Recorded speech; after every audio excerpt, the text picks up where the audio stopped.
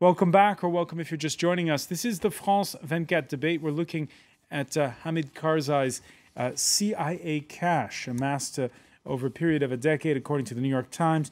Sometimes it came literally in bags that was delivered on a regular basis to his National Security Council. With us to talk about it from New York, he's a former head of MI6 counterterrorism. Richard Barrett, Senior Director at the Qatar International Academy for Security Studies. With us here in the studios, Iranian-born conflict resolution consultant Fahimeh Robiol. Also with us, Patricia Lalonde of the civic group Mobilization of Elected Women in Afghanistan. Also the author of 2 books on Afghanistan. Your most recent one, a biography of the opposition candidate Abdullah Abdullah. Yes. Which is in French. Yes, which is in French. Soon in English, maybe? No, unfortunately. Not yet. No, not yet. Okay.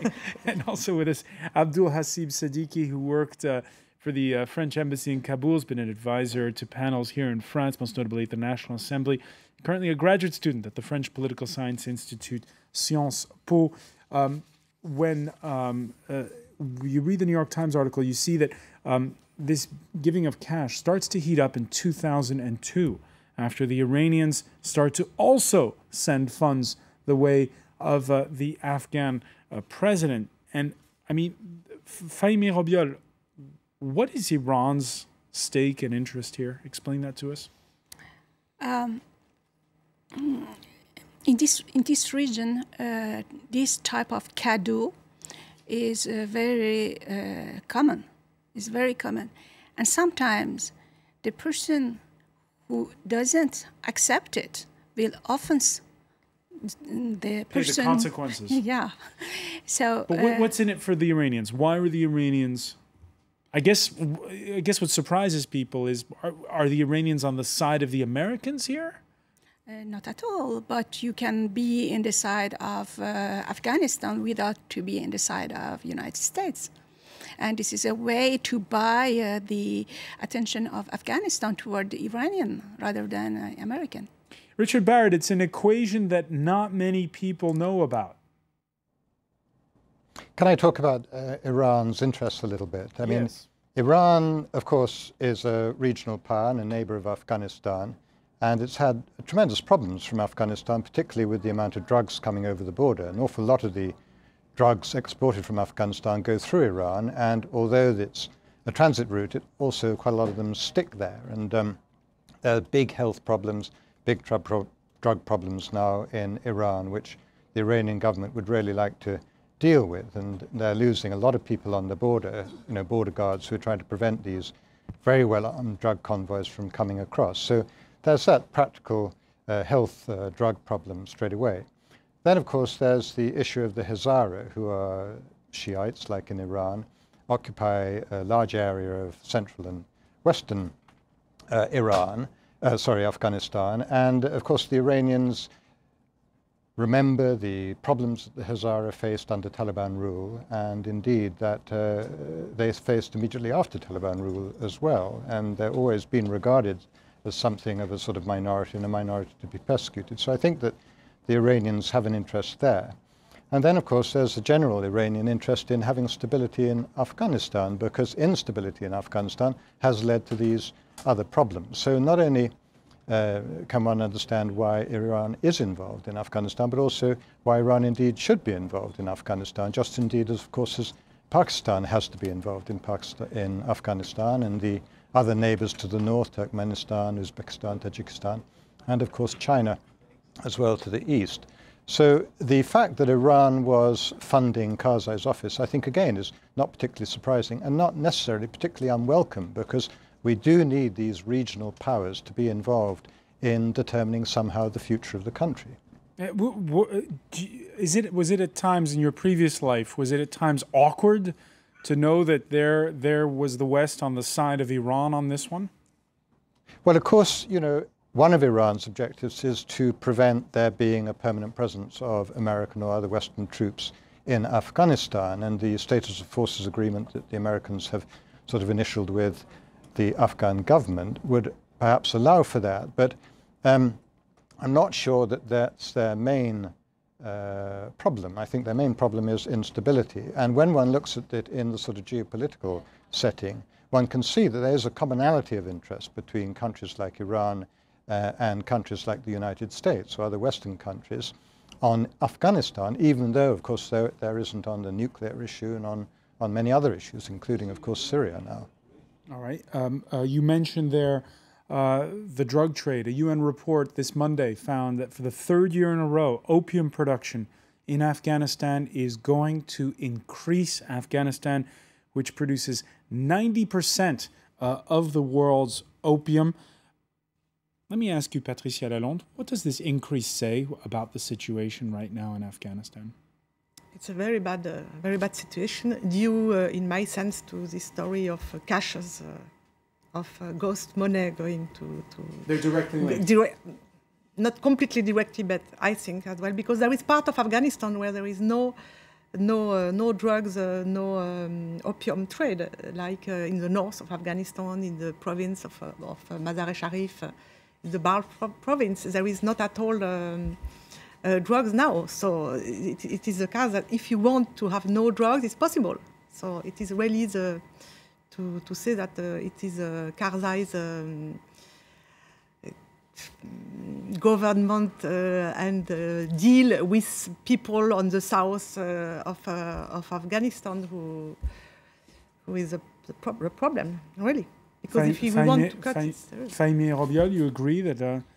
I would add that in Helmand region, the rate of augmentation of the culture of poppy has increased 300% since 6 years. And Helmand region produce 50% of the opium, the culture of poppy in Afghanistan. So that's one of the reasons that there is not any governance in Helmand, and it can explain why why the regions are going more and more out of the governance of the capital. When the Taliban are chased from Kabul in 2001, you're still a teenager living in Afghanistan, neighboring Pakistan, you were saying. When you hear the way the situation is evolving the last 3-4 years, what's been the cycle in Afghanistan since you returned there in 2002? Which way is Afghanistan, I guess, going when you look back to that time? Well, if you do a comparison between what was Afghanistan in 2001 and what is Afghanistan actually, much has been done. I would not say much, but a lot has been done. Because in 2001, all the government infrastructure, all the Afghanistan's economic infrastructure, everything was ruined to nil by the Taliban regime. So since we have the constitution, we have the symbol of the popular democracy, we have a parliament now from 2005, which started very slowly after a long period of absence from the Afghan political scene. So it gave a lot of hope to the Afghan population.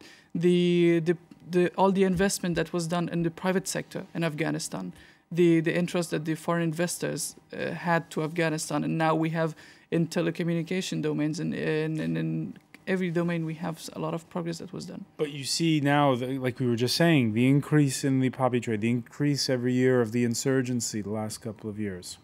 The security concerns in Afghanistan was never really in turn, and they had a lot of this regional dimension that I have to say that unfortunately that the Taliban issue, this insecurity issue from Taliban is coming from outside of Afghan borders. As we just heard yesterday that the Pakistani Taliban movement, the TTP, just announced their endorsement and their support, logistic and multidimensional support for the Afghan Taliban and for their spring attack that's going to start up this year. So for you, the problem is from the tribal areas of Pakistan? Mostly. But we cannot say Afghanistan's insecurity don't have only one source. That's the problem. We can speak about the drug trafficking, the regional, the drug mafia, We can speak about the Pakistan Secret Service implications in Afghanistan's internal affairs. We can speak about their support to the Taliban and indirectly for the Afghan Taliban. So we can speak about the corruption that you just said. The lack of the good governance also increases the insecurity, and we can have a direct impact on the internal security issues that would raise the organized crime actually in Kabul. We have a concerning increase of the organized crime. So it's a multidimensional issue. A multidimensional issue. Currently, nearly 100,000 U.S.-led forces still in Afghanistan. Now, they're supposed to be gone by the end of next year. There you see the bulk of the troops there coming from the United States, the UK, Germany, and Italy. The outlook is bleak, though, says France's outgoing ambassador to Afghanistan. He gave a blunt farewell speech in Kabul last week. Bernard Bajolet, who's going to be heading the French intelligence service, the DGSE, is saying we should be lucid. A country that depends almost entirely on the international community for the salaries of its soldiers and policemen, for most of its investments, and partly on it for its current civil expenditure, cannot be really independent. I guess, Richard Barrett, were you surprised to read such blunt words from the ambassador? I suppose it was surprising that Ambassador Bajolet said them in public and in a reportable fashion, but not necessarily that he thought them. I think his attitudes and opinions are shared pretty widely among the diplomatic community in Afghanistan. I mean, I've been going to Afghanistan at least once a year for the last 8-9 years, and it's hard as a foreigner particularly to see evidence of these improvements. Of course, one knows many more children are going to school, there are businesses starting up, you know, there's some 20 million cell phones now being used in Afghanistan, all this sort of thing. But fundamentally, when you go to Kabul particularly, you find that the walls are higher, the barbed wire thicker, and the access more restricted into the UN or into embassies or into bases and so on, even into ministries. And that, of course, is something that one worries about. But, of course, the drawdown has begun, and I think that you can relate some of these issues of insecurity with a natural sort of swing of the pendulum as the American soldiers and other coalition forces stay in their barracks rather more and do less patrolling. And I think as the Afghan army managed to take over and move into those areas to fill those gaps, then perhaps the balance will redress itself again. And I think that, you know, if you look at drugs, for example, and I see the Afghan Counter-Narcotics Ministry estimated that the value of drugs out of Afghanistan in 2012 was about $70 billion. And even if only 3.5 billion of those dollars stay in Afghanistan, then nonetheless that sort of money is enormously corrupting of society, even though you have improved infrastructure, education, and all these sorts of things as well. I guess it sheds into context the $10 million given by the CIA. This Tuesday, roadside bombs in southern Afghanistan killed 3 NATO service members, 5 Afghans. Over the weekend, the Taliban announcing the imminent start of their annual spring offensive, a statement downplayed by authorities in Kabul.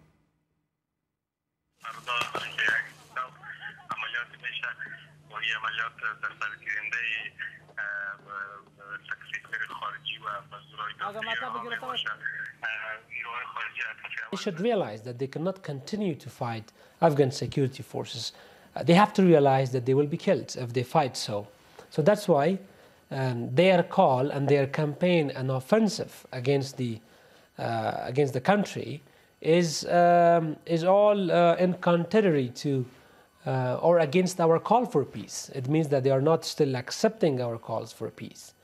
And this is very unfortunate. So, Patricia Lalonde, we're still waiting for those substantive negotiations to start between the Afghan government and the Taliban. What are you hoping for? What are you expecting? I am not hoping for negotiation with the Taliban. I think that it was not a good idea to speak about negotiation with Taliban during 6 years. Negotiations with them. No, we should not have talked to the about negotiations since many years. You know, it's since the London conference in 2006, we decided to speak with the Taliban. But we failed because there was no negotiation with the Taliban. And the opposition groups, opponents groups are talking as well with the Taliban, but they are making giving a very strong conditions to respect the constitution, women's rights, to lay their arms, of course. And I heard by some of my friends in Kabul that the Taliban say, yes, of course, we are ready to be part of the democratic process and to go to election. And but we want absolutely to have the Sharia and they don't agree with the constitution. So that's why it's impossible to I think that we always fail. Abdulhasib Siddiqui, is it impossible to negotiate with the Taliban?